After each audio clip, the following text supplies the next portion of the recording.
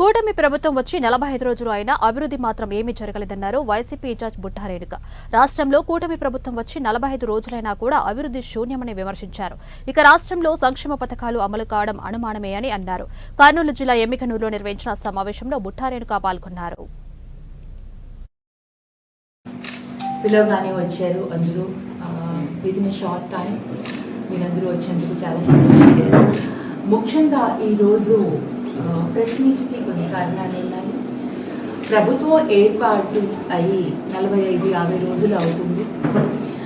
ఈ 45 రోజుల్లో ఏ విధంగా రాష్ట్రంలో అరాచకాలు కానివ్వండి, ఏ విధంగా పరిపాలన ఉంది అనే దానికి జగనన్న మా వైఎస్ఆర్సీపీ పార్టీ అధ్యక్షులు శ్రీ వైఎస్ జగన్మోహన్ రెడ్డి గారు రీసెంట్గా ప్రెస్ మీట్ పెట్టడం కూడా జరిగింది.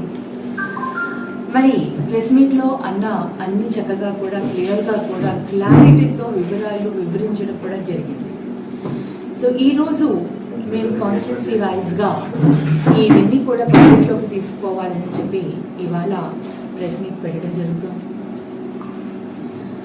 ఎక్కడ చూసినా కూడా అరాచకాలు ఏ విధంగా విధ్వంసాలు అవుతున్నాయో ప్రతి ఒక్కరు కూడా చూస్తున్నారు. ముఖ్యంగా పల్నాడు కానివ్వండి, మిగతా ఇతర ప్రాంతాలలో కానివ్వండి, ఏ విధంగా మీరందరూ కూడా మీడియా కాబట్టి మాకంటే ఎక్కువగా కూడా ఇన్ఫర్మేషన్ మీ దగ్గర ఉంటుంది.